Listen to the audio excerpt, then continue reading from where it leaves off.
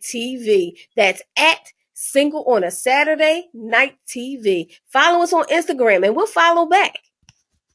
Hey everybody, it's Shelly Show Williams, Philly's Oprah, executive producer of Urban Expressions, Single on a Saturday Night, but I am a business, social media, and media coach. And if you're looking to show up on social media with a purpose, I have a course for you. Have you been struggling as an entrepreneur trying to figure out how to get people to engage, how to get people to buy, how to get people just to see you on social media? I have just the course for you. Please go to ShellyShowWilliams.com to find out more.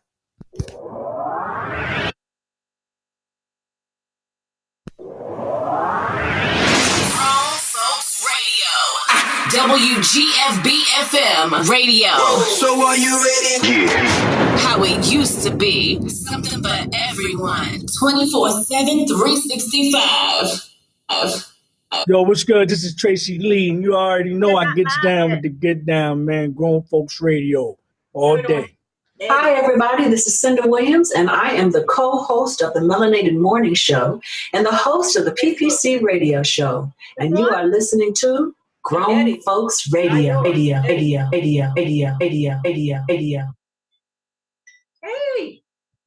Yes. We're trying to figure out what's happening with the Facebook. I see it on Eddie's page. I don't see it on yours yet. Hi, everybody. Welcome to the Hi. I think we're live. We are live now. We are live. And as always, I'm trying to invite people because they want invitations every week. But welcome to the PPC Radio Show today. Shelly. So the theme is about healing. Healing. Are you healing? I am healing. Okay. Healing every day. Yeah. I'm in the process. Sometimes we think we're good. I thought I was good, but I realized no, I wasn't. I was holding on to so much stuff, and I'm in the process of healing. Yes.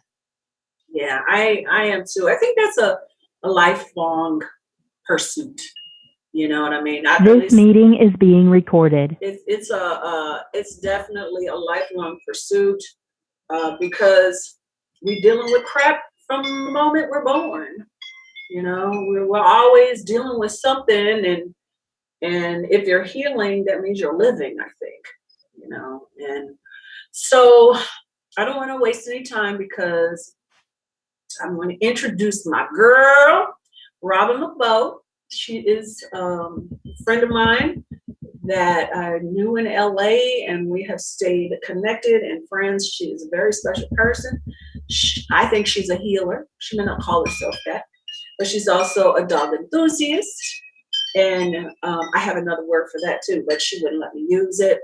And she's a chef, massage therapist, all things about healing. She's a nutritionist. She also herbs. She's a specialist when it comes to Chinese herbs. So she's pretty amazing. So on that note, let's bring on Robin Love.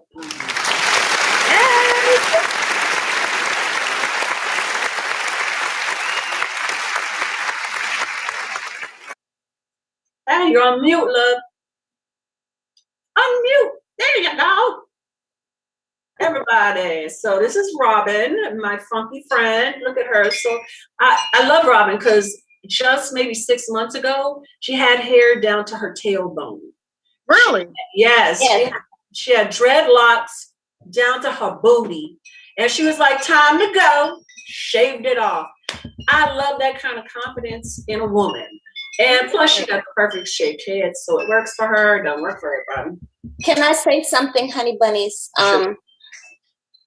I feel that women who have a strong confidence, it's a blessing on one hand, and then again, it's a curse because strong, confident Black women, we always get the end of the stick. Woo, we're starting out deep already. Always at the end of the stick with friendships, with love, because folks are so fearful of us, as my Frenchies agree. They're fearful of strong Black women. Yeah. You know, and that I don't understand, you know. What also I find is that people will try to hurt you for being strong and confident. They don't like you. They mad, you know. And when you want to help them, they get an attitude. They take it personally, you know. And it's like, well, damned if you do, damned if you don't. So is that only with other women, or that's with men and women? Find I'm an old chick, so I find this, yeah. So, in case you guys didn't listen to me earlier, I said she's a dog enthusiast. So, Robin dogs. So, they're part of our crew today. They're hanging out with the PPC crew. So they're agreeing, and they'll probably, DJ Kid Disco, always respond to the boom. So maybe we can find another way to agree. Yeah, I kind of caught that one. Yeah. That affects their eardrums or something. So anyway, well, yes, you are a strong woman, and we might as well go there. You know, I think that oftentimes strength, it's been taught that women are supposed to be submissive, women are supposed to be quiet, women are supposed to follow, let the man be the head, et cetera, et cetera. And when it comes to marriage and stuff, it does help if there's some balance there. But I was just talking about this. I don't know. I think we talked about this last week, because I was telling you that my mother, she always said a way to anyone's heart is through the belly. Always make them feel good, right? I didn't get it as a kid. Why am I supposed to make all these wonderful meals to make someone feel good? And as I got older, since I'm in the health curve, I realized that when you feed someone healthy, you create things in the body that are healing. People feel good when the food is good. When the food is healing, it does something to the body, not only for the person, but also for the animal. So, that's one of the hats. So that's one of the hats that I wear. So going back to my mama always taught me to try to master everything. Be the best at whatever you're going to do. Be the best cook. Be the best friend. Be the best lover. Be the best. Try to be the best at whatever you touch. So that's always, you know, been in the back of my head. So when I go out and be the best cook, the best everything, and when I interact or meet men, it kind of turns them off because they want someone they can save. Someone that's needy, someone that's not smart. But is that because maybe it's that's you're attracting? Because no, girl. No, it's not about It's not about what I'm attracting, because I meet all kinds of men from all facets of life. You know, because you know, you walk and you live in a world, and you're always interacting with people. Okay, so I deal with a lot of people because of the type of businesses that I do, you know. So I'm not one, and I've never been one to look for something. It's that it's whatever is coming, whatever's open, right? So the first thing that a man or a woman will notice about anyone is they're always attracted to the look, how you're looking. You know, they're not attracted to what's behind the look, right? Mm-hmm. So I would always I love the way your hair looks, or I love the way your hair looks.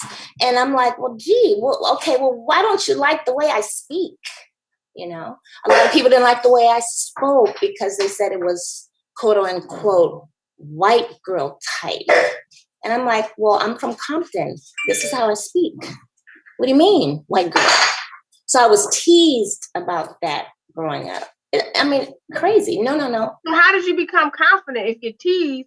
I mean, because normally it's Mama just instilled that into me. She instilled confidence. She told me that if you don't have a penny in your pocket, hold your head up and walk like you do. You know, so I did. So it didn't, you know, we were very poor, and I was confident being poor, meaning I wasn't sad about it because of my upbringing. And that's another story. But I was taught to be confident in what we were given.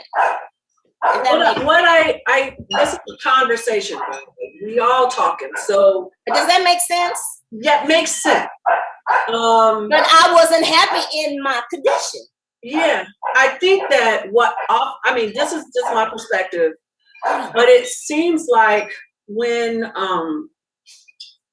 people are feeling less than, when they're not completely confident themselves, and they witness someone that is confident, it turns them off, and it has nothing to do with you or myself or Shelly or whoever. It has everything to do with that reflection, and they don't like what they see in you because it's not what they have inside them. But we don't get that until we've lived our path or purpose I didn't get that until I got older.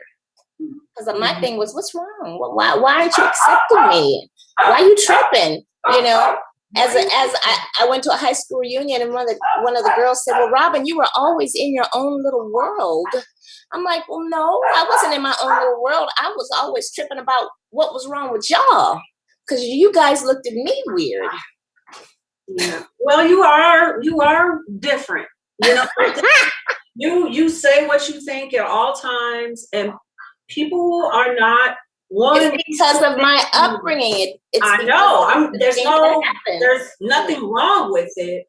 I'm just saying that the issues don't have nothing to do with you. They got to do. Oh yeah. I see that now as I'm older. Yeah. And as a kid, I was the same way. I nobody talked to me. By the time I was in 7th to 8th grade, I started making friends, and then I moved to Indiana. Well, Deb Chitwood, DeWanda Chitwood. I can remember by name, Michael Ray, Dirk Etchison, the only friends I had in high school, because there were so few. And I thought it was because they didn't like me because I was of my skin, because I was different, because of my mother being white, but it was this brimming light in me that was offensive to some people because it made them feel less than. You know what I mean? And it's so sad because everybody got the same light. Everybody has it. Yeah. And I think women tend to be harder than men when it comes. At least, what do you think, Shelly? What's your experience with that?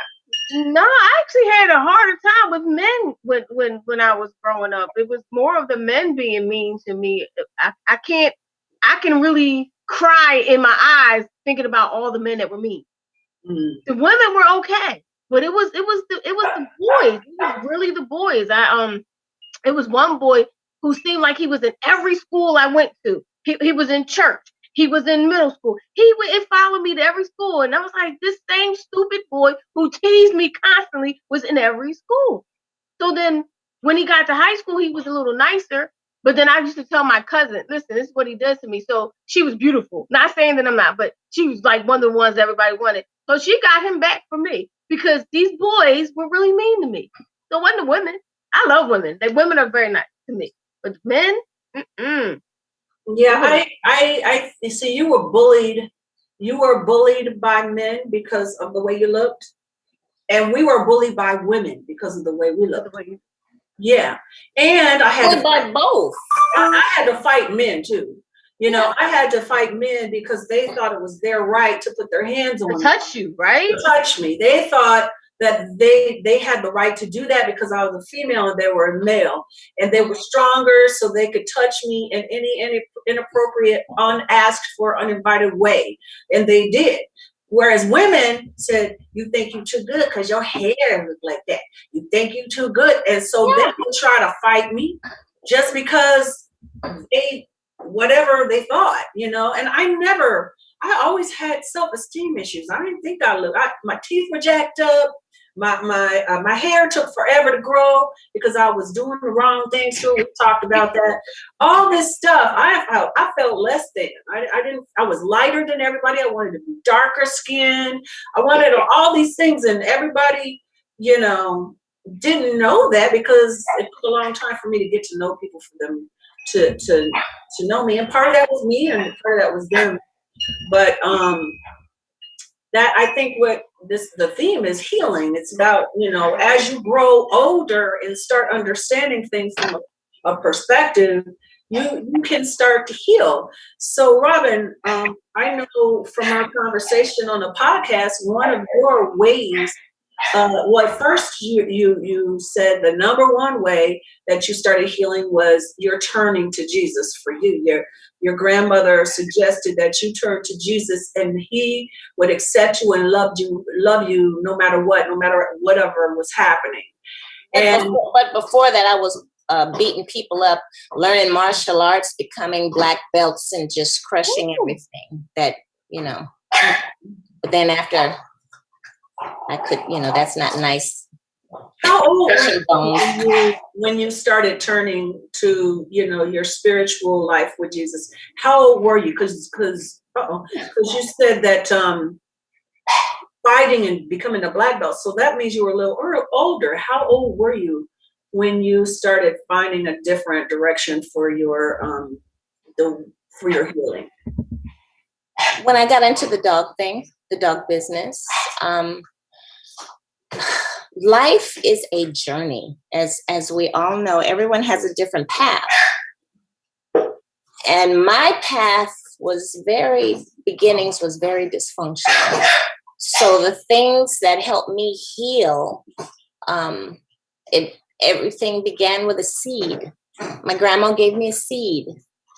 I didn't know what the seed was. I didn't know what Jesus was, but you know, grandma was into it. I didn't understand Jesus or the spiritual side of Jesus until later on in my life. I discovered religion. You know, I didn't like religion. Religion is crappy. It's too rigorous. It has too much do's and don'ts, and that's not what Jesus is about. He's a spiritual being. You know, and we got to worship him in spirit and in truth. So I didn't get that until I started having problems with my mama and my brother. My brother beat my mother and he killed her. So she died in my arms, and my brother's serving a life sentence in jail. So that turned me to the spiritual side. I mean, with a boom, you know, because at that time I was searching for something, you know. I knew Jesus, I had the seed, but I didn't know what to do with the seed. So then I fell into, and I wanted to do my animals more and more and more. And I was dealing with my mama at the same time, and my brother always taking care of people like what you would do, Cinda. Shelly, my mother, I'm getting emotional now. My mama was that type of mama, because I'm from 5 generations of incest and rape in the family. Not only in the family, but it went from generation to generation. So 5 generations of this. So it becomes normal. But it wasn't normal for me, because I always had an issue with it. So my mother came from the same thing. She had 2 kids. My mother loved more kid than the other kid. She idolized the son. She gave my brother everything. My mother never even said, I love you. So my whole life, I went through, Mama, why didn't you ever love me? always angry at the fact that she gave my brother more favoritism. But I never hated my mama. I still wanted her approval on things, but I never got it.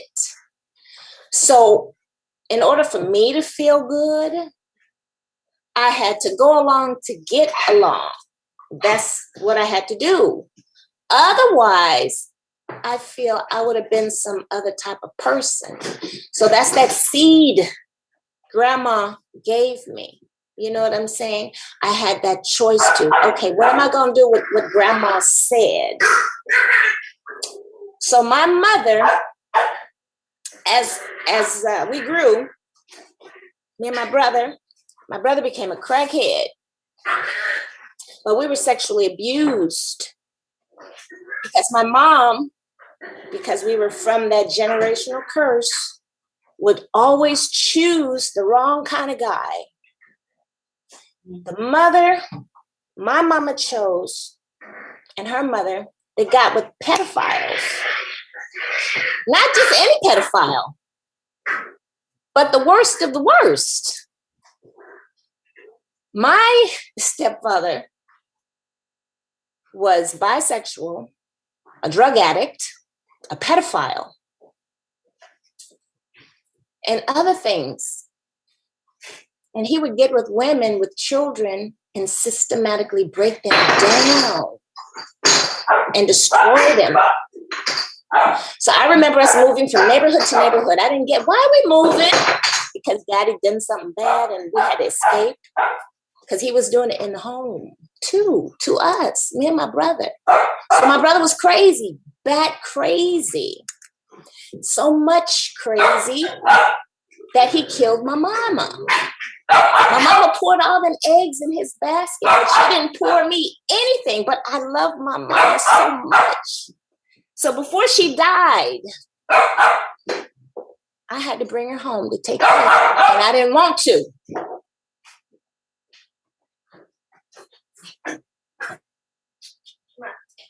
Putting the puppies outside. I think she's going to go put the puppies outside, everybody. Them puppies were saying, hey, talk to me, talk to me, puppy. Come on, talk to me. So I didn't want to. Now, this was just like maybe 3 years ago, okay? I didn't want to bring my mama home, but I did. I brought her home. She was dying. My brother beat her so bad. So I brought her home and I said, hey, mama, can I ask you a question? Why is it you never loved me? I mean, you gave my brother everything. Everything, mama. But you gave me nothing. So I'm here with you as you're dying, and I still get nothing. I feel, mama. My mama looked up at me and said, I'm sorry. I'm sorry. When I looked at you as a baby, I saw such a strength, such a light, and I knew you'd be okay. When I looked at my son, he was fractured from birth, and I knew he would be a failure his whole life. So I put all my eggs in his basket. Was it right to do? No. Nobody gave me a manual on how to be a mother. I did the best that I could, daughter. But the best that I could was not correct. And look what happened. I gave my son everything. I gave my son everything. I gave him my life. I put myself on hold for my son. And look what he did to me. I'm laying in a deathbed and you taking care of me. And my mother began to weep and began to say, I'm sorry. I'm so sorry. Look what I've done with my own life. And I said, Mama, I forgive you. I love you. Don't worry. Because I felt a shift in me. I'm talking about spiritual thing. Now I'm talking about Jesus. I felt a shift because my whole life, I felt this heaviness on my shoulder. Because mama never. And I'm always running, taking care. You know, I dealt with the stuff that happened to me, you know. But I'm that single woman that don't have nobody to share it with. So I share it with my dogs. Right. Share it with your dogs. On that note, I'm gonna say we're gonna go to break now, because when we come back, I think we should really get into how the dogs, what happened there, and everybody can turn off their phone sounds too. Okay. So we'll come back in 3.5 minutes. Everybody, please come back, and thank you for joining us. Y'all got me all emotional and stuff and crying. I'm sorry. I know you got it. I know you had to stop in the middle. I know. I felt the spirit coming out. Like, wait a minute. I'm saying we had to stop because I want we gonna come back. Okay. 3.5 minutes. 3.5 minutes. We'll be back with Robin LeBeau. Come back, please, and share. It's the PPC Radio Show, hosted by Cinda Williams and co-hosted by Shelly Williams. Music by All Night Long. DJ Joe Storm on the Grown Folks Radio.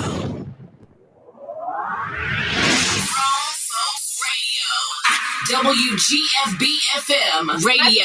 So are you ready? Yeah. How it used to be. Something for everyone. 24/7, 365. After these messages, we'll be right back. For the health and safety of our guests and team members, we're here for you. That means frequently deep cleaning our stores and wiping down carts and baskets after each use. Reserving dedicated shopping hours for our most vulnerable guests, providing masks and gloves to our team members, and offering contactless shopping options through the Target app, like Drive Up and same-day delivery. We are here for you now more than ever, and your health and safety is our highest priority. Learn more at target.com/a bullseye-view. New Dunkin' Refreshers. Vibrant fruit flavors like strawberry, dragon fruit, and peach passion fruit. B vitamins and energy from green tea. All under 200 calories. Order ahead via the Dunkin' app for a contactless way to order, pay, and pick up in the drive-thru. America runs on Dunkin'. Price and participation may vary. Limited time offer. Amazon is hiring near you. Earn a competitive wage and start as soon as 7 days. No resume or experience required. Health and safety are a top priority with all of Amazon's roles and sites. Amazon is taking precautions in their buildings to keep people healthy. Go to amazon.com/apply. That's amazon.com/apply. Amazon is an equal opportunity employer.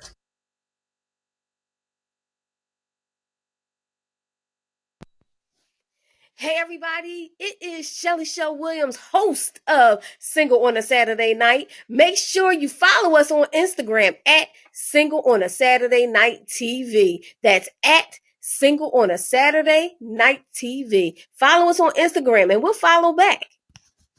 Hey everybody, it's Shelly Show Williams, Philly's Oprah, executive producer of Urban Expressions, Single on a Saturday Night, but I am a business, social media, and media coach. And if you're looking to show up on social media with a purpose, I have a course for you. Have you been struggling as an entrepreneur, trying to figure out how to get people to engage, how to get people to buy, how to get people just to see you on social media?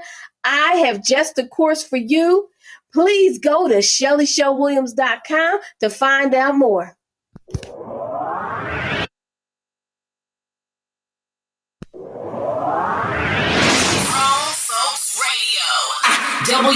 WGFB-FM Radio.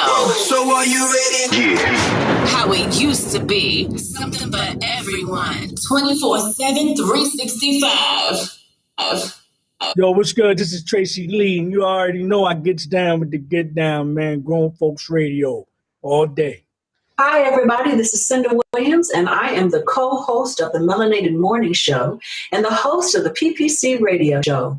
And you are listening to Grown Folks Radio. PPC,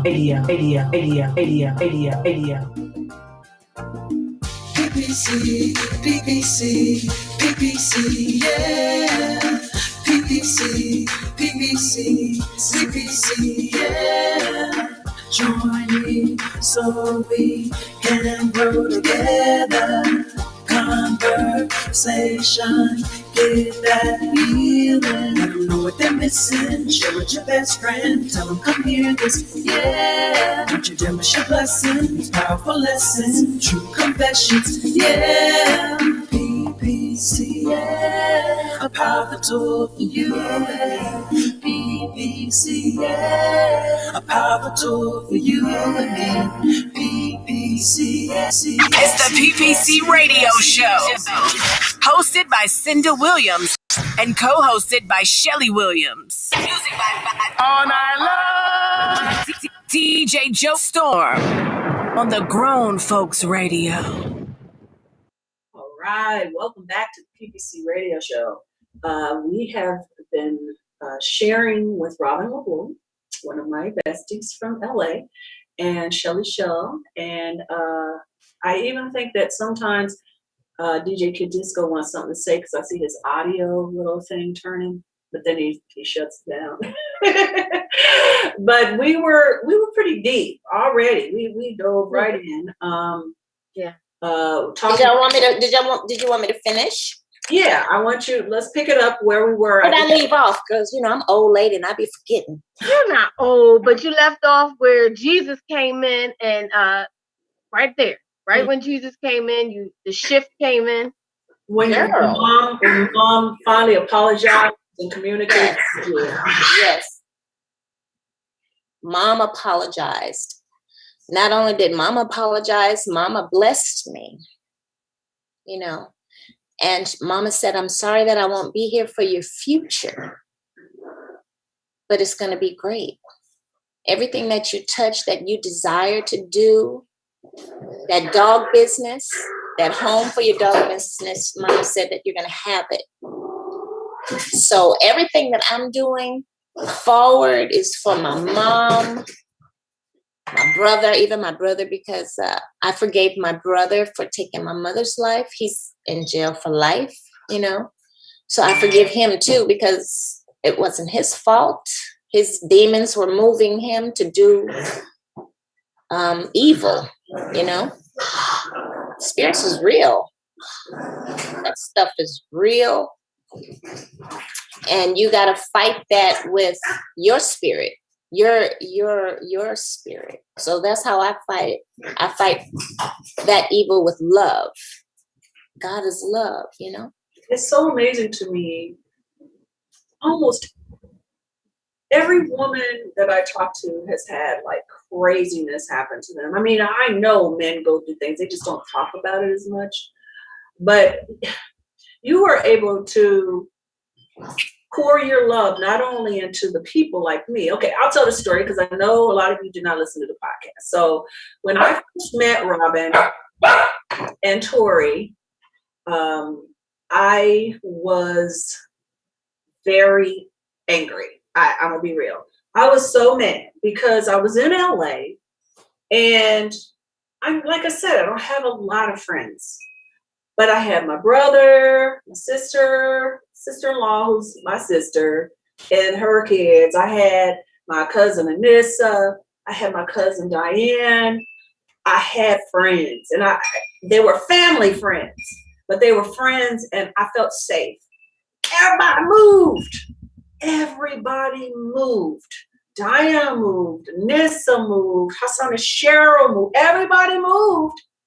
And I was left in the situation that I wasn't happy in.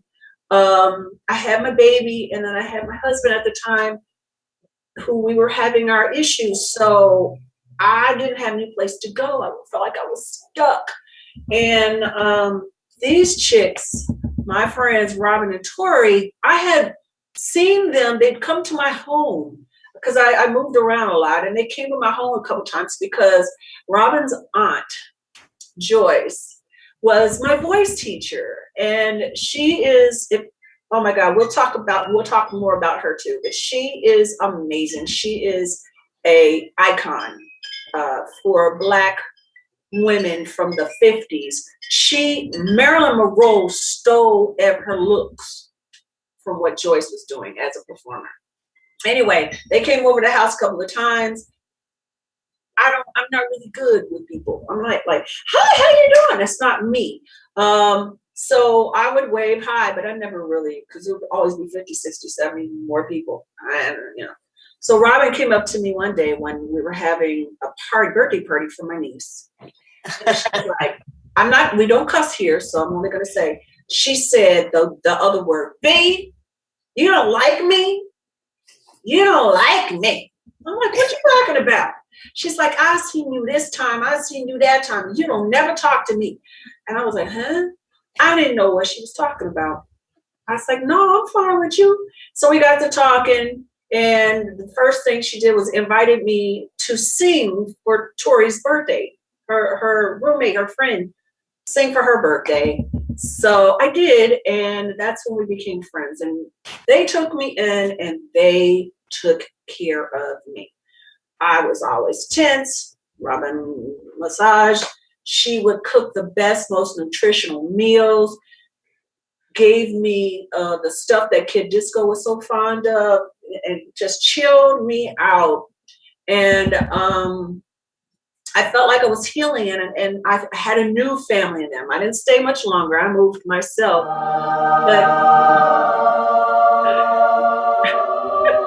Yes, right. You said what? That was a healing. that was a healing for me, and that the fact that there were two women, and I got to know their families, and I loved them, and I felt like I had family again. Send me the check, girl. I'll take it. Yeah, she deserves some money for all that she's done for me and for so many people. So I know you pour your love into people, your expertise, all the health stuff. You're so amazing. Before we get That's why people run from me. That's why folks scared of me, because I do too much. Okay, Robin, before we get into the dogs, tell them about your near-death experience and how you. Which one? The one where they told you had a disease, a rare disease. Okay. This is how bad she is. First of all, when I met her mother was terminally ill at that point, and Robin had her by then 10 years long. The woman that Joyce, her aunt that she lives with and takes care of now, she should have died. She should have died. Robin brought her back and to a healthy, happy, vivacious 90-something-year-old woman. And then she did it for herself. Tell them about that. Robin is a healer. Yeah, girl. You know, I love to fix things. You know, I'm not good with computers or the car, changing wheels and things like that. But I am amazing when it comes to health and putting it back together. So what had happened was I was raised a vegetarian. But guess what? A lot of vegetarians think they're eating healthy and they're not. Okay? That pyramid that the government makes, you know, the health pyramid with the food groups that, you know, that's bull crap. You follow that, that's no wonder all of America has diabetes, or the majority of Americans have diabetes. It's what we're eating, what we're not taught correctly from the beginning to put in our mouth. Okay, so fast forward, I was raised a vegetarian. So as a vegetarian, I ate that greasy stuff. I want the cheese. You know, I want the pizza. You know, I want potato chips, and, you know, I want everything that's processed. I thought that was healthy. You know, you go to the store. Oh, it's in a pretty box, all colorful. It says Worthington, plant-based. So I bought it and I ate like that for many years. And then all of a sudden I wake up one morning and I'm like, I feel sluggish. I have no energy. I got acne. And I'm like, wait a minute now. I run to the doctor and he says, well, you want the good news or the bad news? The good news is that I'm going to give you some medication that's going to prolong your life. I said, what? He says, yeah, you've got stage 4 kidney failure. You've got diabetes and hypertension. And matter of fact, your kidneys are going to give out and you're going to be on a machine. So I said, nope. That's your words. See, I'm this chick that I don't like what people say. Those are your words. Words have power. So if you ain't gonna speak blessing over me, love over me, then keep it to yourself, because it's negativity and that's not going to have no effect over my life. So the doctor said all that and I disagreed with him. So I got on my knees. You know, God be working with you all throughout your life. He's always been there, even when I was in the dastardly in the hell thing, you know, 2 years old when I started being sexually abused. 2, but he was there. Okay, I'm back over here. Where was I? So what do you do? The doctor said, okay, I asked God, I says, now listen, I'm not taking all that medications. What I need to do, Lord? And the word came back, go see an herbalist. What? Go see an herbalist? That's all I heard in my head. Go see an herbalist. So I went to see an herbalist. I went to see this guy by the name of Russell Harrison.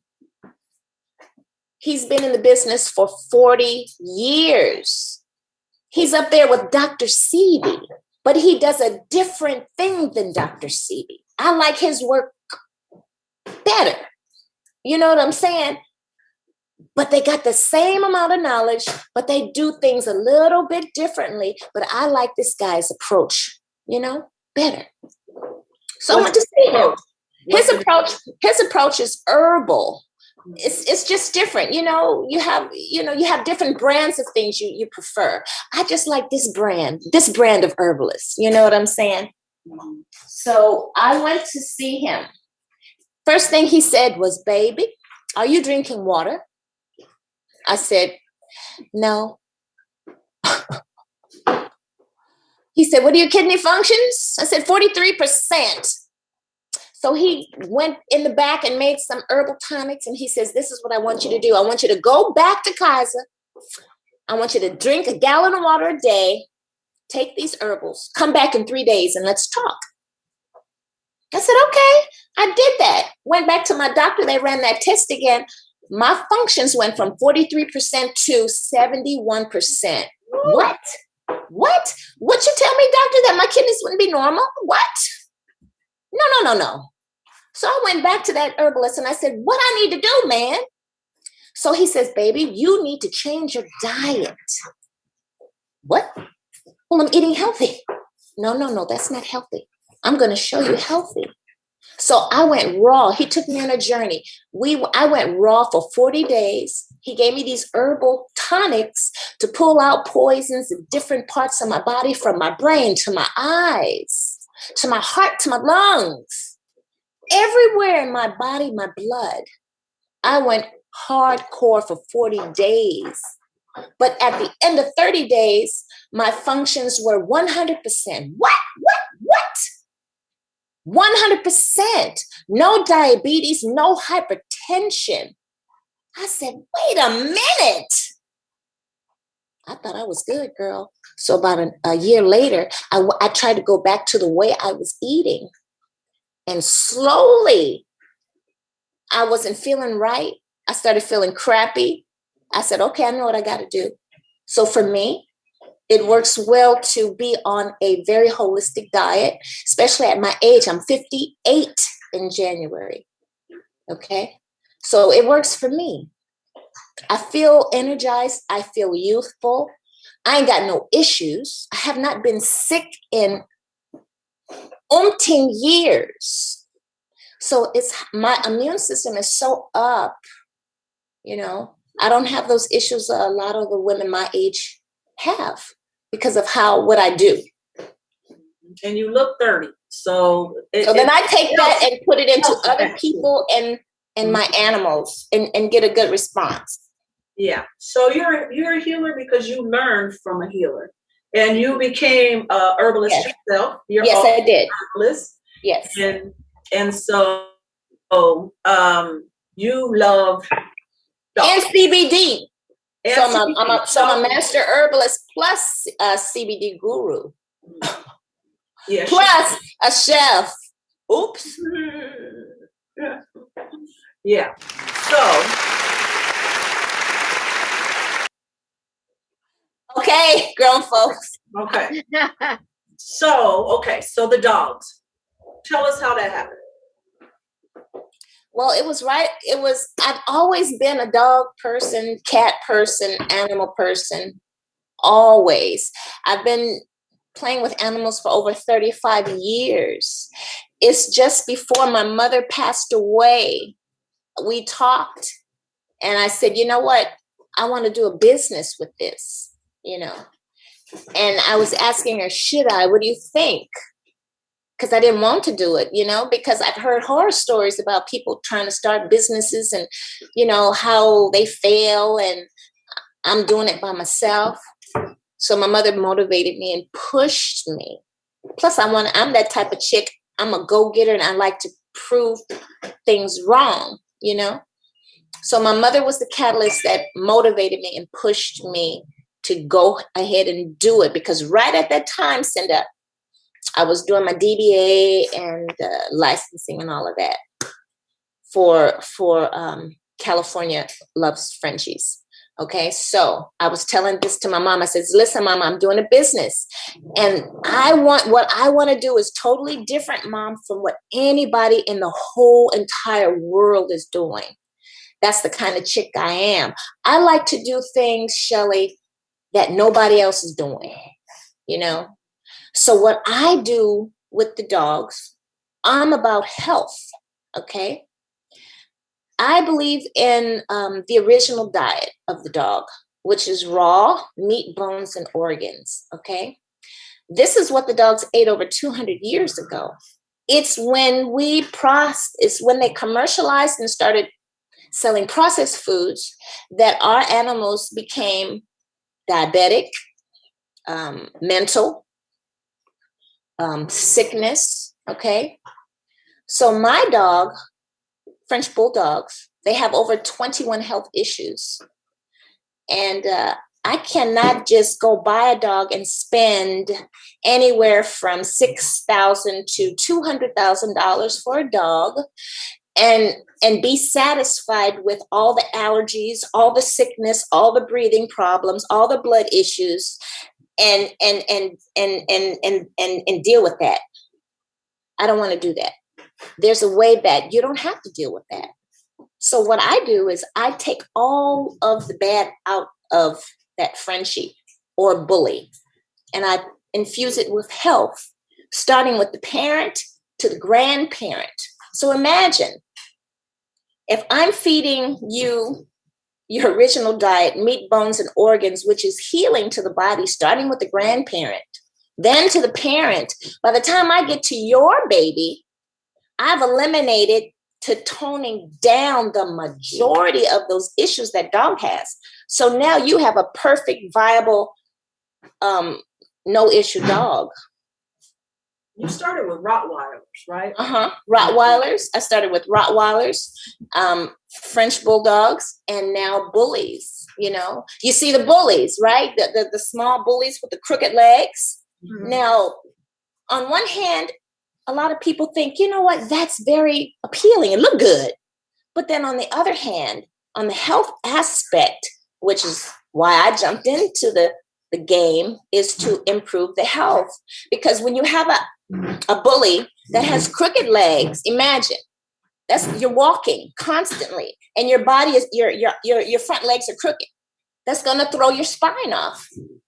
Bullies are notorious for having bad spines, but now the gait is off because you've got these crooked legs. So longevity, now you're going to have arthritis. Now you're going to have internal organ issues. You're going to have heart failure. You're going to have lung issue. You're going to have kidney failure because of you walking crooked. All that affects you.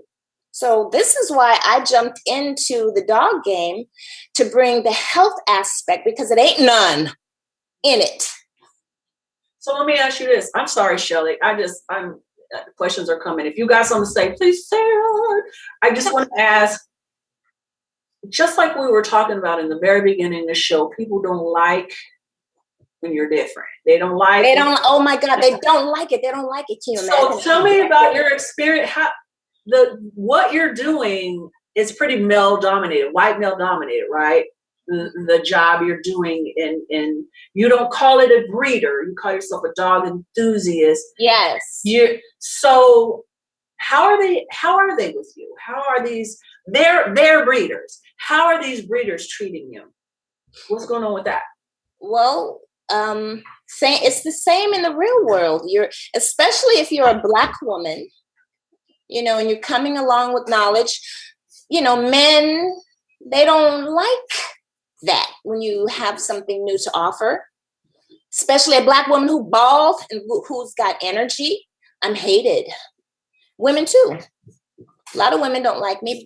I can count on one hand how many breeders deal with me, and the rest of them don't like me. They call me names. They say, because you're changing the game. Well, how can I change the game? I just got in the game, but I want to change it. But you are changing it. If you're treating a dog that's notoriously sick and making them well, and that costs money. It's not cheap. Oh yes, it's not cheap at all. Feeding a dog this way, it's an inexpensive thought to feed a dog the way they should be fed naturally.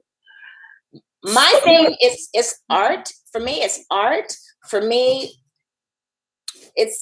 I'm so crazy customer driven. I want you, the client, to have something that's like wow factor. So you can go, dang, that's bad. I love that. That brings me oof. It's not like I'm not making good gobs of cash. I make enough because the feeding, oh my God, you know how much food is and it keeps going up. But I can't change that because I want you, the client, to have a healthy dog. And it begins at the beginning. What happens to the dogs when they go move with somebody that doesn't care as much as you? You don't get the dog unless you care as much as me. So you vetting them out. Yes, I vet them out. I get so many calls. People call me and say, "Hey, I would love one of your dogs." And then I says, "Well, let's have a talk." Well, either I don't have time to talk to you, or can you send me pictures? No, we don't have a conversation. I'm looking for the people who want a family member. Because this is not a pet. These are my kids, these are my children. And the parent, I want the best for my kids.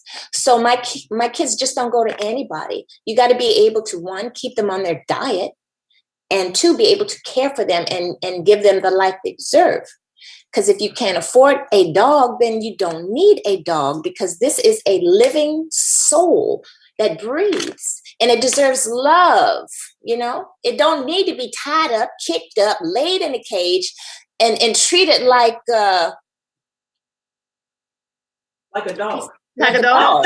Well, no. Like a dog. No, she's saying treat them like children. Treat them like children that they are. Right? Yes. Listen, what does dog spell backward?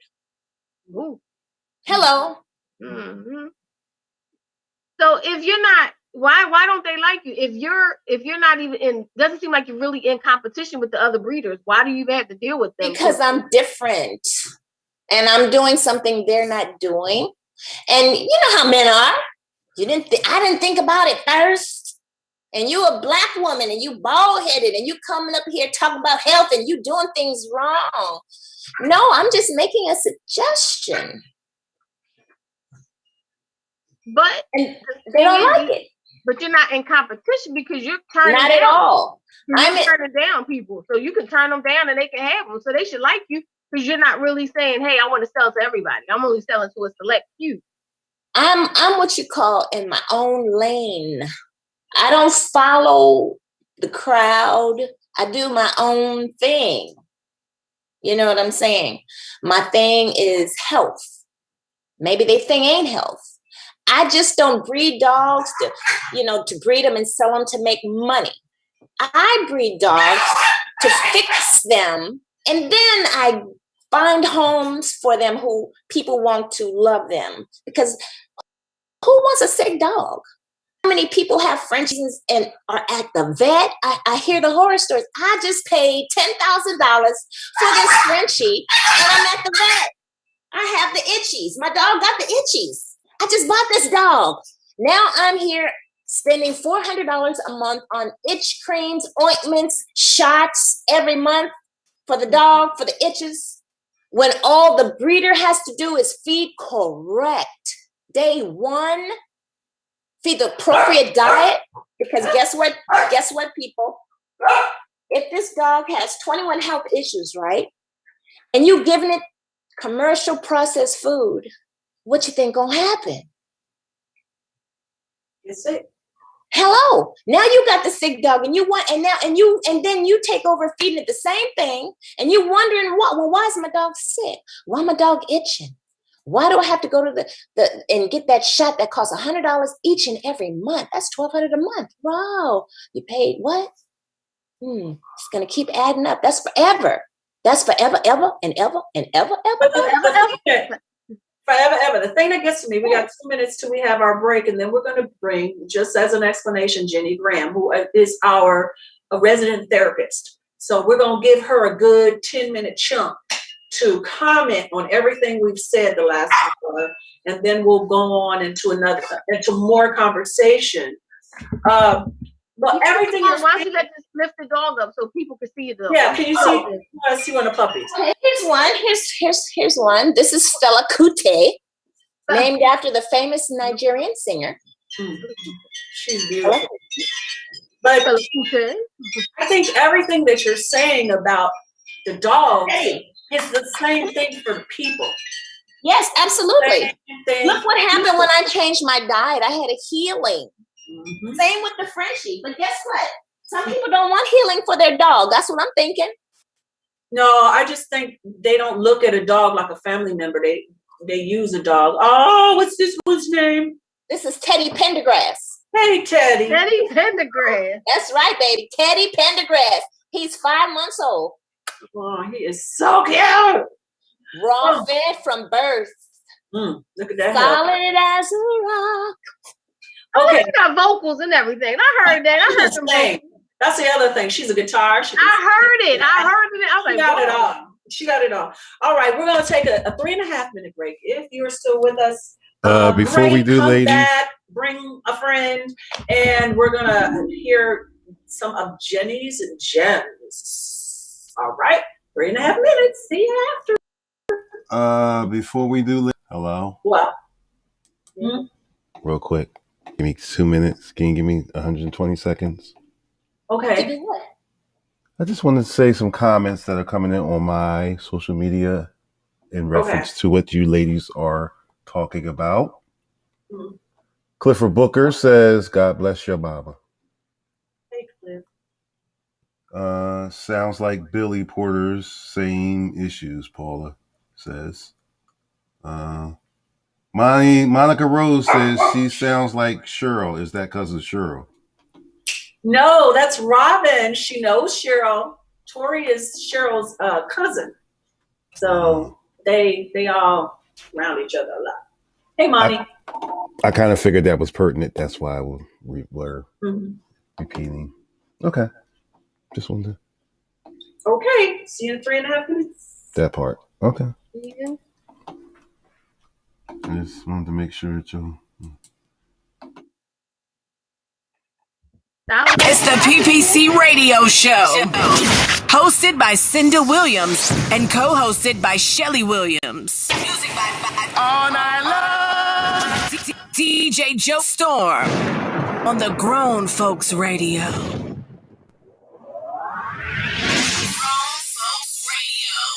WGFB-FM radio.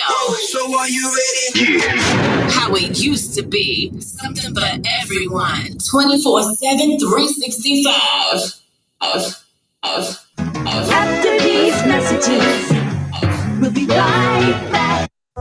For the health and safety of our guests and team members, we're here for you.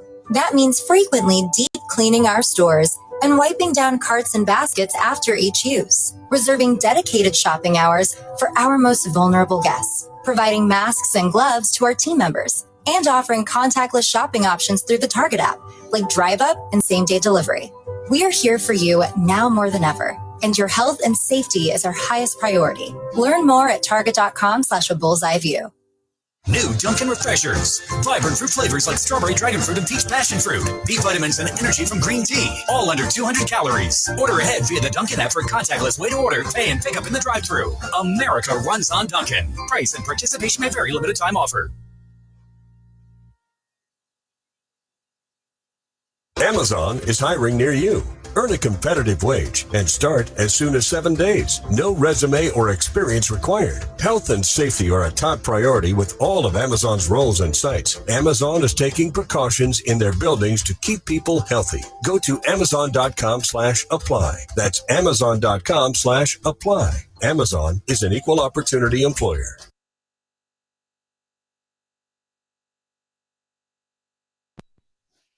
Hey everybody, it is Shelly Show Williams, host of Single on a Saturday Night. Make sure you follow us on Instagram at Single on a Saturday Night TV. That's at Single on a Saturday Night TV. Follow us on Instagram and we'll follow back. Hey everybody, it's Shelly Show Williams, Philly's Oprah, executive producer of Urban Expressions, Single on a Saturday Night, but I am a business, social media, and media coach. And if you're looking to show up on social media with a purpose, I have a course for you. Have you been struggling as an entrepreneur trying to figure out how to get people to engage, how to get people to buy, how to get people just to see you on social media? I have just a course for you. Please go to ShellyShowWilliams.com to find out more.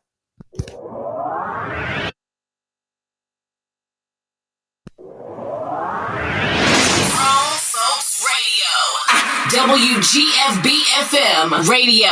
So are you ready? Yeah. How it used to be. Something for everyone. 24/7, 365. Yo, what's good? This is Tracy Lee, and you already know I gets down with the get down, man. Grown Folks Radio all day. Hi, everybody. This is Cinda Williams, and I am the co-host of the Melanated Morning Show and the host of the PPC Radio Show. And you are listening to Grown Folks Radio. It's the PPC Radio Show. Hosted by Cinda Williams and co-hosted by Shelly Williams. Music by All Night Long. DJ Joe Storm on the Grown Folks Radio. PPC, PPC, PPC, yeah. PPC. Oh, what happened? That was weird. You gonna just start it and just like cut it off, kid? What the heck? I like the beat. PPC, PPC, PPC, yeah. PPC, PPC, PPC, yeah. Join me so we can grow together. Conversation, get that healing. Let them know what they're missing. Share with your best friend. Tell them right. This, yeah. Don't you dare miss your blessings. Powerful lessons, true confessions, yeah. PPC, yeah. A powerful tool for you. Yeah. PPC, yeah. A powerful tool for you. Yeah. PPC, Well, the problem was that I was trying to do one of my famous remixes, and it was get ready to go right out the window in the toilet. So I just shut it down. Okay, well, we'll do that next. Yeah, I was saving myself so I wouldn't be embarrassed. Save you, say, oh, yeah. Okay. We still love you. Okay, we are back, PPC audience. Thank you for coming back with us, and for those of you who will watch later.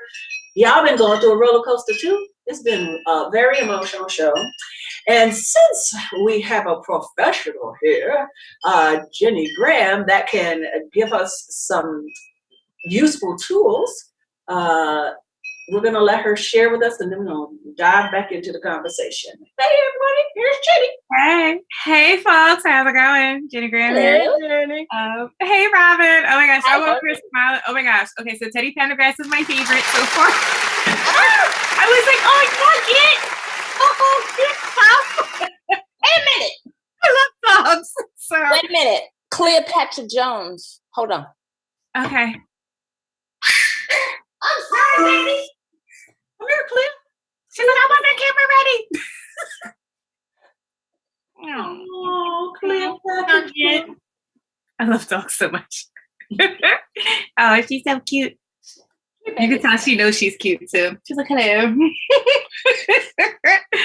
So, okay. So Cinda's funny because you were like, my nuggets. Okay. So I love dogs. And so I'm ecstatic about what you do and like respect what you do because what you do is so important and so many people don't recognize that. Correct. I love you.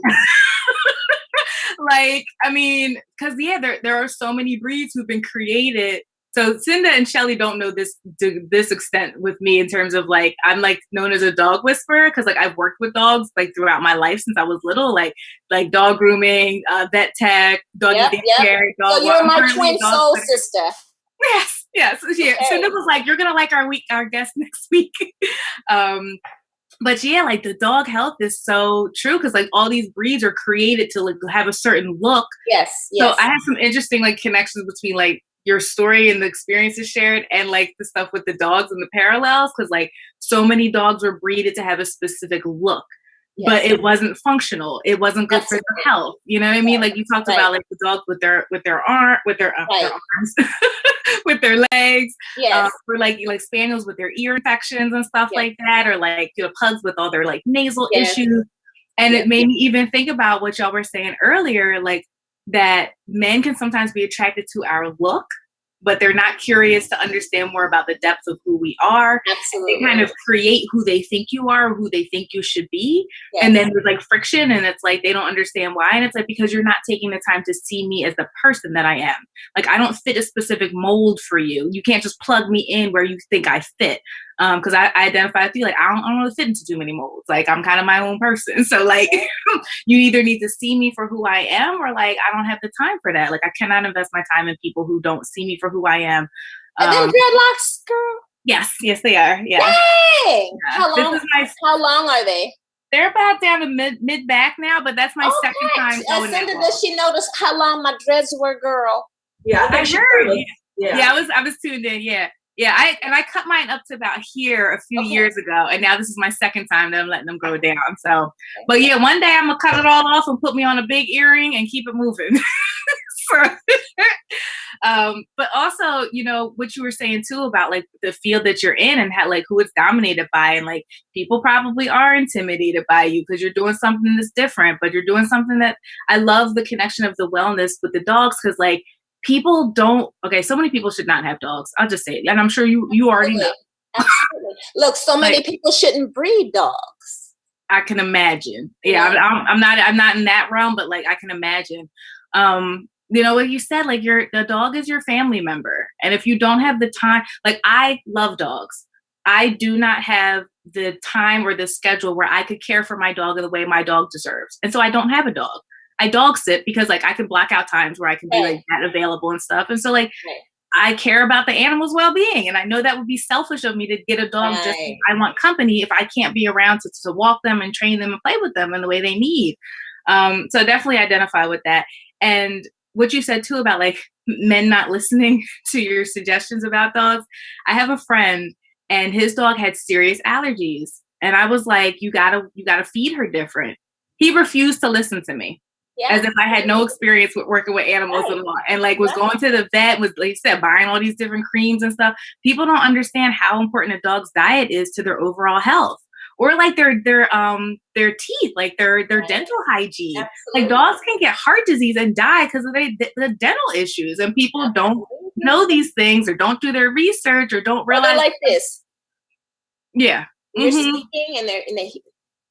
Yeah. Yeah. And you can get a dog that matches your lifestyle.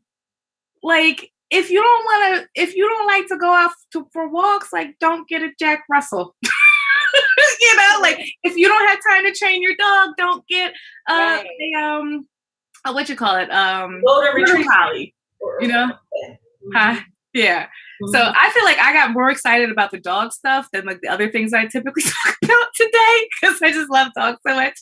But I did have a note about like the thing about being like strong Black women, and also like I really identified, Robin, with what you said about being that child that like people are like, oh, she good, she got this, you know, she's strong, she's a tough cookie, she can handle things. And I feel like, you know, and you're right, like we do get the short end of the stick a lot of times because, you know, we may have that inherent strength and we may have the ability to show up. We may be resilient, but that doesn't mean that we don't have needs that should be nurtured. It doesn't mean that people shouldn't check on us to see if we're okay. Because I feel like a lot of times, like when you're identified as like that strong friend, like people don't see if you're okay. They just assume that you always are and no one cares to ask. And then we play into that where like, we then don't even know how to ask for like getting our needs met. We're not sure how to share about how we feel when we're feeling more vulnerable because people will be like shocked or they'll shame you. Like, oh, why? Well, you know, so strong all the time. Like, well, why? And you're like, cause I'm a human being. I believe too. I'm a human.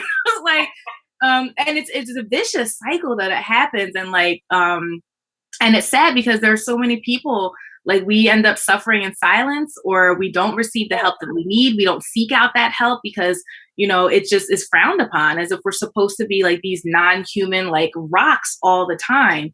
And, you know, and I find that happens a lot, you know, for Black women in particular, because there's also like we've been socialized that like you have to be strong. You got to be tough. You can't let them see you cry. You can't show any weakness, especially like when you're doing work where you're in a field where like you said, like you're not very represented in your field. There aren't a lot of other women in the field, not a lot of Black women, not a lot of Black people in the field. Cause like, I know being a dog person, like people are fascinated. Like I'll be walking down the street, like, oh my gosh, is that a skipper key? And people are like, oh my gosh, how did you know? Cause they don't expect a Black woman to know anything about dogs, you know? Correct. What girl, look, when I say I'm the expert, oh, that really sets them back. What you mean you're an expert? What you mean you got a degree? They don't believe that either. And I'm like, what the heck? Okay, I'm just gonna make good dogs over here and produce good product. And if you like them, fine. If you don't, fine. What can I do? Hey. Yeah. I'm like, I want to travel to Oakland and come. You're in Oakland now? No, I'm in Los Angeles. Oh, you're in Los Angeles. Oh, okay. Mm-hmm. I like California in general. I'm like, oh, I want to come out there and visit you and the dogs. Come on now. Come on.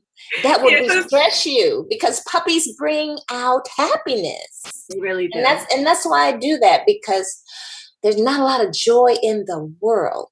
And people love animals. And the number 2 dog, which is now going to be number 1, is the French Bulldog. Number 2 is the Bully. Mm-hmm. So I have those 2. And the way that I build my dogs and pour all the love in, it shows up. So then I give that to you, the client, because I want you to be happy. I want you to be joyous. Yeah. I take the middleman out. So you're not running to the vet right after you buy my puppy. You know, you're at home enjoying the puppy, loving the puppy, and going to the vet next year when you need those vaccines. Yeah. And that's how I like to build. I like to build health, wellness, and then DNA and health panels. So I do all of that. Yeah. And that's so great. I mean, because also when you have a healthy pet, like you don't, like you said, you don't have to worry about all those extra stressors, and pets bring so much joy. Like that's why therapy dogs and like therapy companion animals is a thing, because, you know, like a dog is literally pure unconditional love. Mm-hmm, mm-hmm. You know, and so like to have that in your home, like that lifts your spirits. They encourage you to go out and get your own exercise because you're taking them for walks, and you know they definitely are great. And also they're really great too for people. And I like my childhood dog. I used to bring her. My friend used to work at a daycare, and I used to bring my childhood dog to the daycare, and I would teach the children how to regulate their energy and understand that. But you see the difference because there's 2 types of people. There's one who, hey, I'm just making this to make money, which is good. Whatever blows your hair back. Good for you. I like that. Good for you. Me, I'm making something that's incredible, something that's wow factor, something that's healthy. And the money will follow that. But if people don't care about making people incredible, why the hell they don't care about making a dog incredible? because I see it in my field all the time. That people who are therapists, and it's like, you don't actually really like people or care about people. Like you literally are. Or doctors. Yes. Oh my gosh, I've had so many negative experiences with doctors who are supposed, their gift is to heal, and they don't like people. I'm not saying that generally. I don't know every doctor, but a whole lot of them that I've met don't like people. Or they don't like certain kinds of people, Shelly. Right. Remember? Well, not even, no. Like that dude that was mean with you, I bet you he's like that to white, black, yellow. It don't matter what. He wasn't. He was nice to the people before. No. Oh, really? It was so that really was a racial thing. That was when that man walked in, that black man walked in. But I have met doctors, too many, that did not like people at all. And if you added the black to it, they really didn't like you. Now, I've also had some wonderful doctors that saved my life, you know. So there are obviously wonderful of everyone. But generally, so many people are so negative, so self-absorbed. Yeah. And they're not trying to, even with their children, it's like, okay, let me send my TV, give them a phone, put them in front of TV and feed them some Pop-Tarts or something and let them go. No, they don't feed into their children, let alone their dogs, you know. Yeah. So, you know, I feel like it's a general malaise, you know. People they don't care because they feel hopeless. And so they don't go the extra mile to make sure that they're feeding the love. You know what I mean? And in all ways, not just emotionally, but physically, spiritually. You know, people are tired, and so they're not trying. That's why, like, all these people keep on killing folks. And do you think that people were born, like, think about what biblically, if everybody's in the Bible says, we're despicably evil by nature, right? Yeah. So do you think it's just like people have to learn? Not everybody is born with that nice gene, because we're evil by nature. So a lot of people start off that way, and you got to learn. Around born in sin, shaping in iniquity. Mm-hmm. But the thing is, we're born in it, but you got to live your life.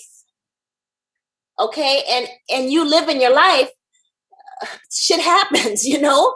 Yeah. So these incidences, you should learn from something. Like with me, I learned something, but later I learned what I take from what happened with my mama.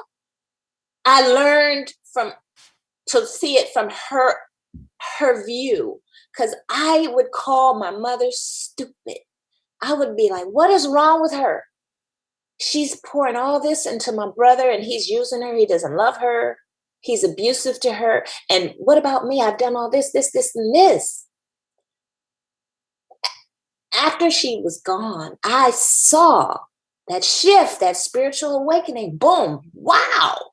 My mama had an unconditional love, like a Christ-like love for his children. He gave his life. He died on the cross. I have a different visual, a different feeling, a different thought about the whole sin born into a neck. I have a different thought about it. Really? Yes. I do too. I believe that children are perfect. And they are born into iniquity, not in them, but in the world that they're born into.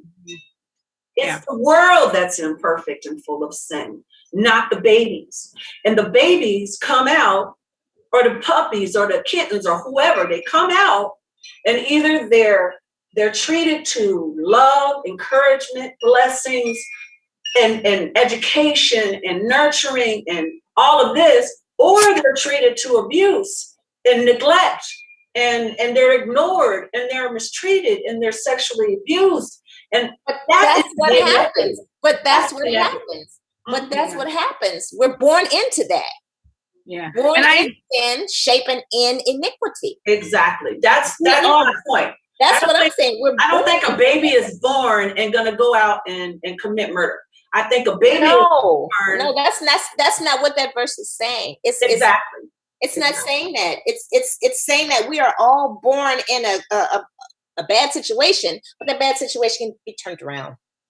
Yeah, I think it gets to the point of like, you know, because I agree, Cinda, like a child is innocent. They are pure love in human form. That's how they come into this world, and how they are treated, the things that happen to them can have an impact on them. I think what happens though is there's a point where we as especially as adults, we can get to a point where it's like, okay, all of these things have happened to me and I have been hurt by these things, and I have a choice about what I'm now going to do with them. How am I going to heal through this? What choices do I want to make moving forward?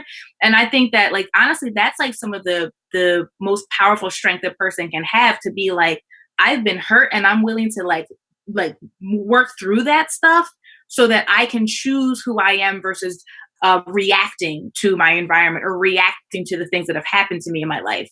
And not all people make that choice. And sometimes people are unable to make that choice because of things that have happened to them. And they make other choices to kind of just follow that path, because that maybe that anger is getting in the way. Because oftentimes anger is a secondary emotion.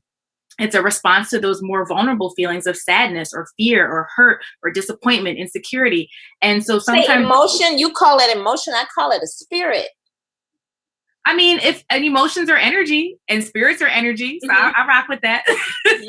Yeah. I'd like to read what Diane Jackson, hey. That's my mom. Yeah, she's saying, unfortunately today, some people do not care or love themselves, let alone others. Unconditional love, Christ-like love is what you need. And I mean, I've met people in this life who were born into what other people might look at as the best of everything. Like, for instance, our old president, right? He had money, he had this, he had encouragement of his father, he had all these things. And yet he turned into a person that some people would view as a very negative person. And then there's someone else like a Robin. There's someone else like a Robin who was born into this inequity in a very obvious way, and mistreated, abused, and neglected. And then eventually, through some soul searching and a lot of pain, finds her way to loving others, loving animals, loving people. It's a choice ultimately, because it can go either way. You know, some people, and people that have the excuse of, well, when I was a kid, but I know a Robin and I know a me, you know what I'm saying? I could have been a very different person, a Shelley, with all the stuff that you went through. You could have been mean, bitter. You could have been hateful towards people. Instead, you loved everybody. That is a choice that you made, in spite of the inequities of the world.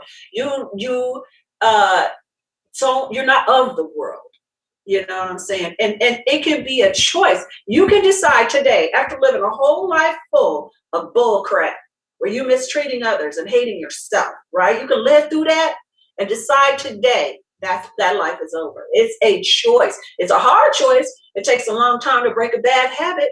And some people have a lot of them, but it's a choice that can be made. And I think that's, you know, the difference between some people like you ladies and then some others who just say, I'm like this, I'm gonna stay like this. Kids that blame their parents. Well, I'm like this because of mom and daddy. I'm like this because of them. Yeah, I can understand that to a certain perspective. Yeah. But eventually you old enough and grown enough and know yourself enough to make decisions, and blaming mommy and daddy are not good enough reasons anymore. Yeah, you may have been impacted by things, and that is true and that is real. But like, yeah, when you're an adult, like you're a grown adult, you make your own choices. And I think too, what we're talking about too is like at puppers. I get so distracted. It's so funny. Like I get so distracted by dogs. I could be in the middle of the most serious conversation, see a dog, and be like, "Oh, cute stuff, hey." That's my bully. So here's my one comment per show. Go for it, kid. This guy. Because my daughter just got finished telling me that, about 6 months ago. It's my fault that her relationships are horrible and don't work and all that kind of stuff, because she's attracted to guys like me. I'm like, So did you just call me an a-hole and say I ruined your life as far as relationship wise? How old is she? She's 30. She'll be 30 this year. Okay. That's why I was saying that's why I was sharing the adult. Yeah, you're a grown woman. Like, really? I still think that sometimes it's influence. I know what you're saying that it's choice, but sometimes if a person, like say if a person is in the bad part and they got the bad end of the stick, they went through this, but if they got around someone who was positive and they learned from them, then they can change. But what if the same person who was in the bad space and they became in their bad and they never get someone, and then maybe that's why they stay with it. I know it's a choice, I get it. But what if they never got around someone who could show them a different way? Someone that could never show them the positive way. Maybe you ever been around somebody who was so negative and you say, well, why don't you look at it this way? Yes, and guess what? They never change. Misery loves company. But people can change if yes, they can, but not that individual. Not that individual because they love the misery. I think people can. They love there are men and women out there. I've dealt with them who have that feeling of entitlement and you owe me. I'm like, there's a comfort though too. Like once controlling. Yeah, whatever. It's like the discomfort can get comfortable because that's what's familiar, you know? And like, you're right, Shelly, in the sense that like, usually we have to have some kind of example or some connection. I do feel like though today in the age of social media, nobody has an excuse to not find that person if they are choosing to seek it out. Cause you can find people who are that example. I also though understand that like, some people may not even be thinking that that's even possible. If everybody around you is not that positive example, you may not ever be thinking outside of the box to even like seek that out. So I do understand how that can happen for people. What I was about to say earlier was that, you know, when it comes to like that choice, I think, and like what all of us here have done is kind of like getting to that place of like, I am choosing my power. Because like when we choose to like take accountability for our own actions, our own choices, that is a space of empowerment, you know? So it's like you either are going to be empowered and like go through your own healing journey, take actions in the ways that you need to for yourself to live out your authentic dreams, to be your most authentic self, or you will allow yourself to continue to be reactive and controlled by everybody and everything else in the world. And that takes strength to like take your power back. So I think that's what really we're talking about. When we're talking about that choice. It's the difference between choosing to have your power back or people don't know how to take the power. Everybody else. There's people who do not know how to take the power. It's because it's a habit. Yeah. I mean, like for instance, stay in it for I'm gonna use myself as an example. I was sexually abused as a child, right? Like so many people. Like all of us on here. Right. Yeah, all of us. I was sexually abused as a child. So, and then the layer on top of that was the teachings in the church, you know, you ever have sex outside of marriage, you're going to hell and all this kind of stuff. So I had that. So even though I was a baby, I was being abused, I still think it's my fault, right? So for years, for a long time, I was walking around with an invisible neon sign that said victim, right? And it was a habit for me to seemingly be attracted to predators. It happened over and over and over again until I said, I don't want this anymore. You know what I'm saying? And I think it was something like one of the books I read, because I started reading all these books. And that is where I discovered, oh, life doesn't have to be like this, but I can't change them. I can only change me. So once I started changing my perception of me, instead of always claiming that, oh, you know, I just, men are gonna always rape me because that's what they do. Instead of claiming that, I said, no more. This is not happening to me anymore. And it wasn't easy.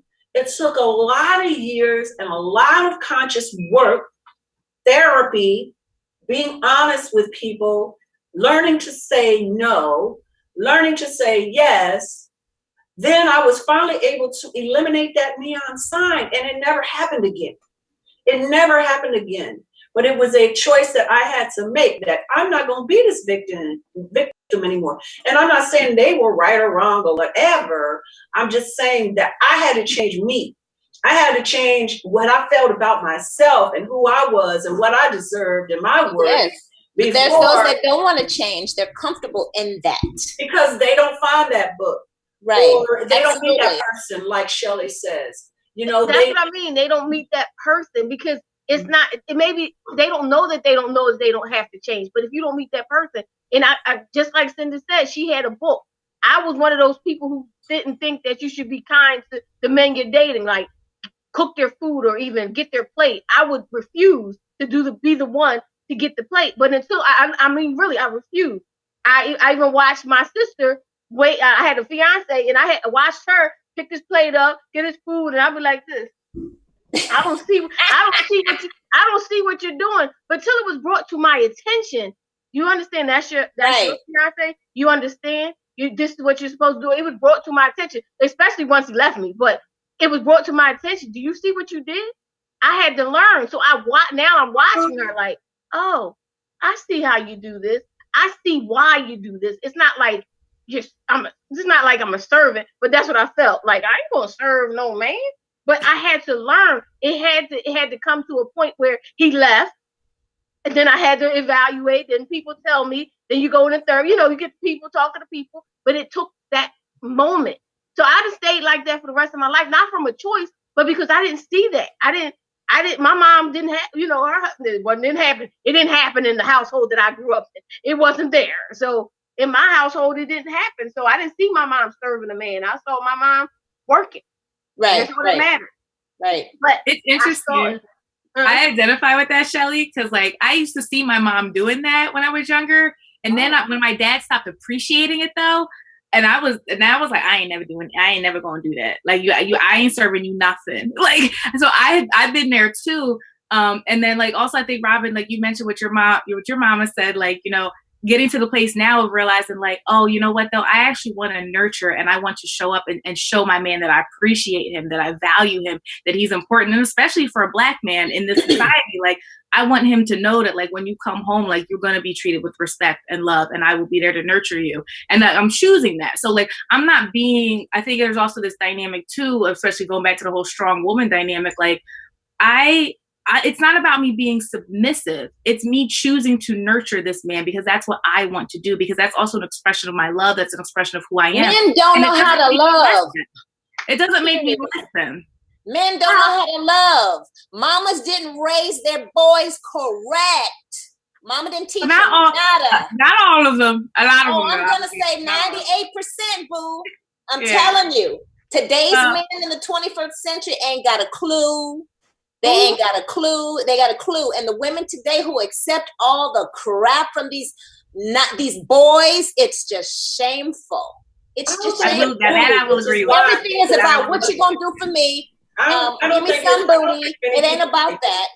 I don't like today's man. Well, I do. I just happen to be surrounded by wonderful, strong men. Well, I ain't seen one. When I meet one, I'll congratulate. Flawed. They are very, very flawed, but they love. And I ain't met one. And there's men out here working on themselves. There are definitely men. And I'll ask a man too. And I'll ask him. So, kid, what do you have to say? You want to say something? He's like, I don't know if it's safe anymore.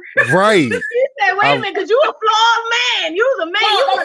Look, let me tell you. I was speaking to a friend of mine, and he's a doctor, okay? He's my age. So I said, why is it that, what's wrong with you men? How come y'all don't know how to love? He said, oh, well, our mamas didn't teach us. Oh, well, I got an honest answer. Wow. Okay. Can I have 5 minutes, please? Yeah, well, yeah. You're in charge of the music, I guess. Well, you can't answer that question because your daughter already came to you and said, "Daddy, you messed up." So you sit down. You sit down. Disco. You sit Disco, down. you one of them men folk. You one of them men folk. I can say without a shadow of a doubt that this man knows how to love. He's been my friend. All right. So as far as let's do this. Let's do this. We got all kinds of time because you're sitting with the boss. Okay, so let's do this first. So, okay. This is the third week in a row that I've heard a show that have turned into abuse. So yeah, speak up. Abuse to who? You mean sexual abuse? Yes. Oh, okay. Abuse, yeah. Mm-hmm. And usually I'm quiet, but okay. Here's my assessment. Here's my gem. An abuser cannot be an abuser because just like any other scam, and that's what abuse is. It's a scam because the average abuser abuses the abusee, the abused, because the abuse actually at some time, most times, trusted that person. Family member. They were coached or whatever. Exactly.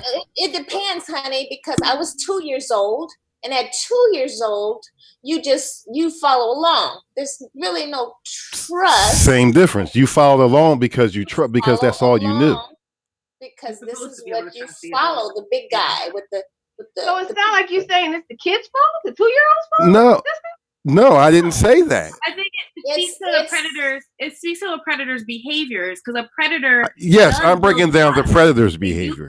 They do build a relationship with the people, either the person that they're going to victimize or the people around them. The predators will build those relationships, but the predators so that they are not looked at as being a predator.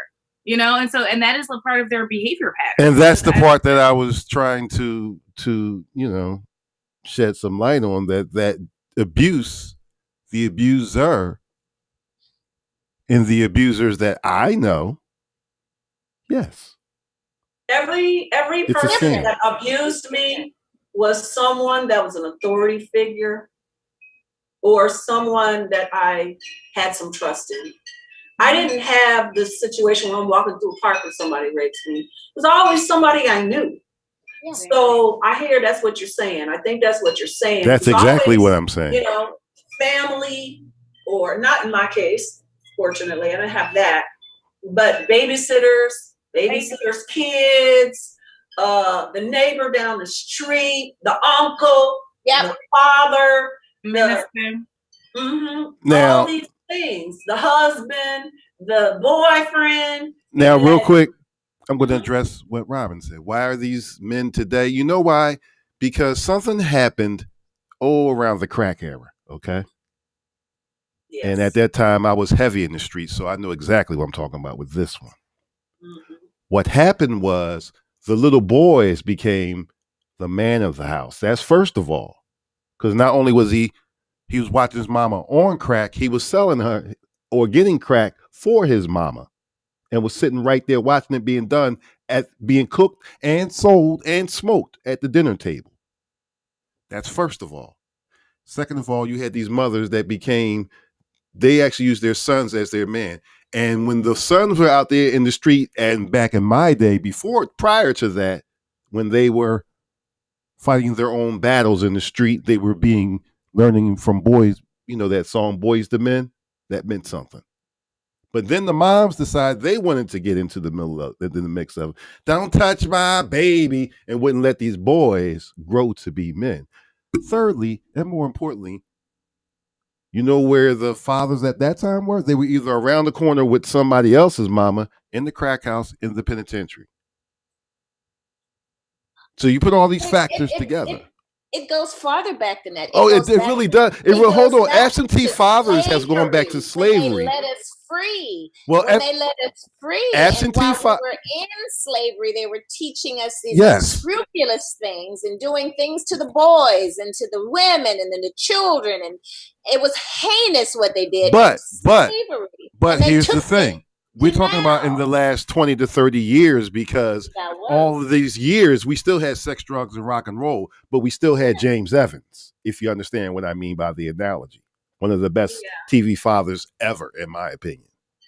I'm going to take this moment because my father passed away a year ago yesterday. And I'm celebrating him. And he was a great father. But one of the things that he told me was he was never nurtured. My grandmother was abused by family. So she got hard. She was super, super hard. My grandfather's father got murdered, so he had no role model on how to be a man, right? So he beat the crap out of his kids, especially my dad, because he was the oldest. My grandmother did the same. She never once told him she loved him. She didn't tell, because she had this complicated relationship with men. And so she wasn't taught how to nurture because she wasn't nurtured. Her parents weren't nurturing because they weren't nurtured. All this beating, that came from the slavery days, beating people to get them to be disciplined. And I'm not saying I'm anti-corporal punishment, but there is a boundary, if anything at all, okay? And so he said that he always had issues with women and how to love them. And he treated us differently. We'll talk about this next week with Hassan. Hassan talked about it a little bit in the podcast. My father was different to girls than he was to boys. Because so that's a learned behavior. Yes. Yeah. And it's this terrible. It happens. Yeah. That is why men don't know necessarily what to do in a relationship all the time, because they were never taught.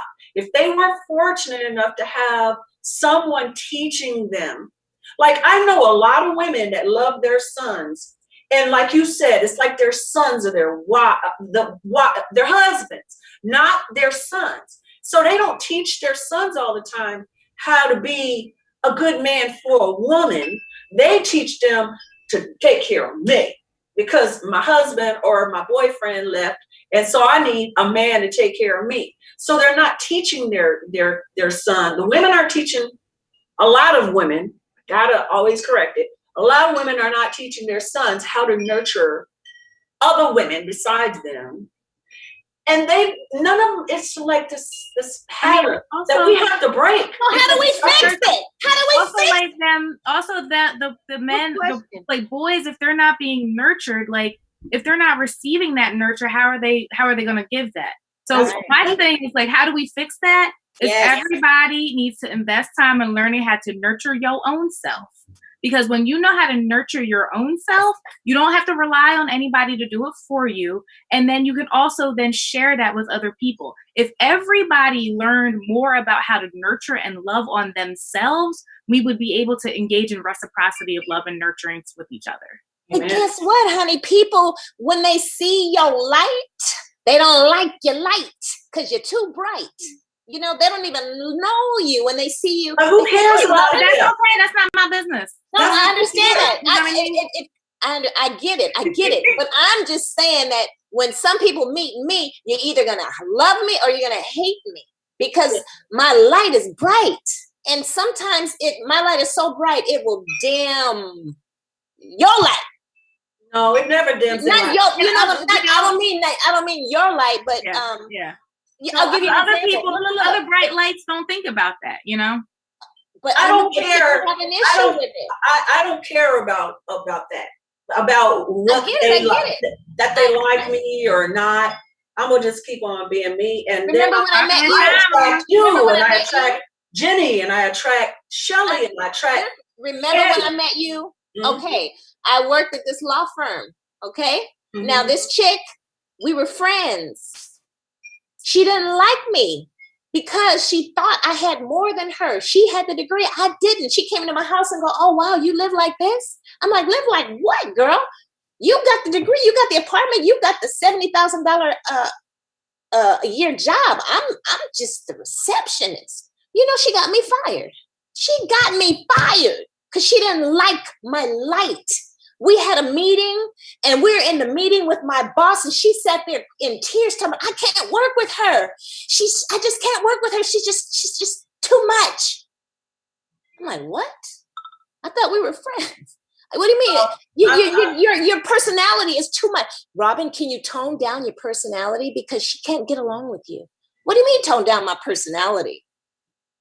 Well, then you got fired from that job. And I sure did. I'm just saying, people don't like your light.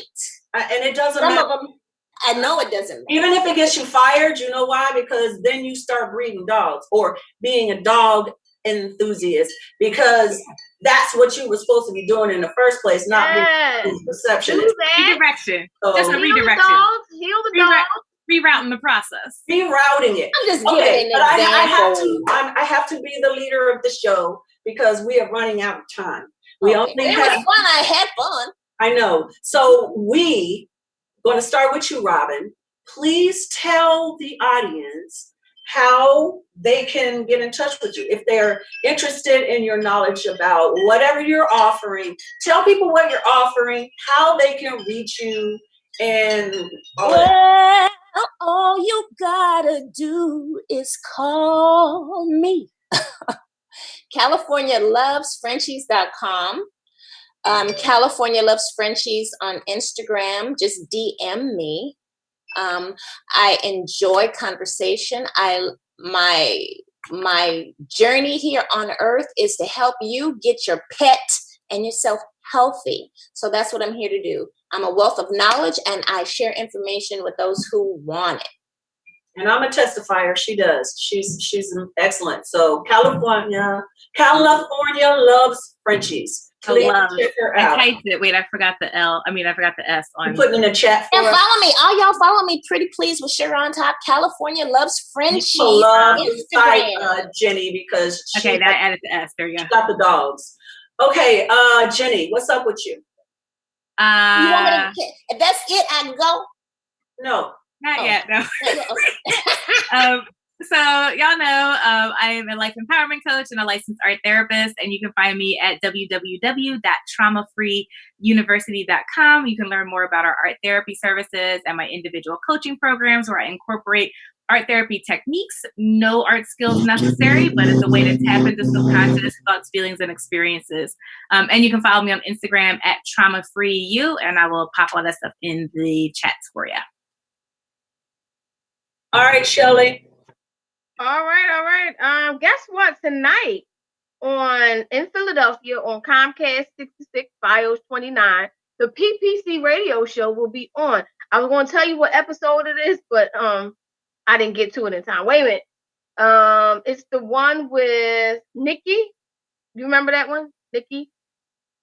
So that one will be on tonight at 10:30 p.m. If you're in Philadelphia, 10:30 p.m. Fios 29, Comcast, which is Xfinity.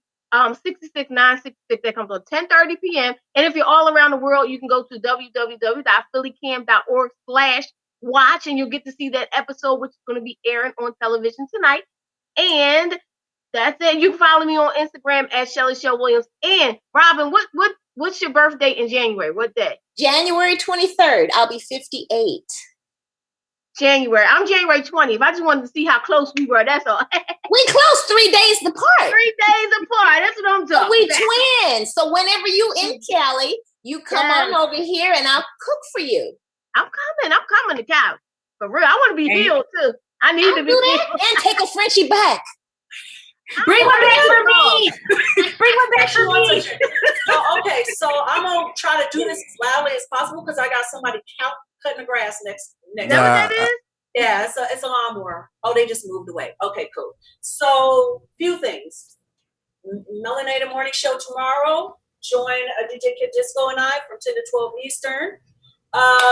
Wait a minute. Monday night, we got a Melanated After Dark, Shelly. Yes. But wait a minute. Tomorrow, Girly over there is going to be, because... Well, oh, that's right. But can you do that one? Can I get my stuff out? Because I need to use bathrooms. So I'm just trying to get my stuff out. Okay, I'm sorry. Yeah, here's a cup right here. I have water. I need to go to the bathroom. So yeah, Monday, Melanated After Dark. We are going to be talking about sex. No self-care this time. Straight up partner sex. Whatever comes up. It's a 2-hour show from 8 to 10 Eastern. Please join us. Wait, no, that's not this Man Monday. don't know how to do it. Monday. That's the second Monday. The first Man Monday, don't know how to do it. It's like quick, No, fast.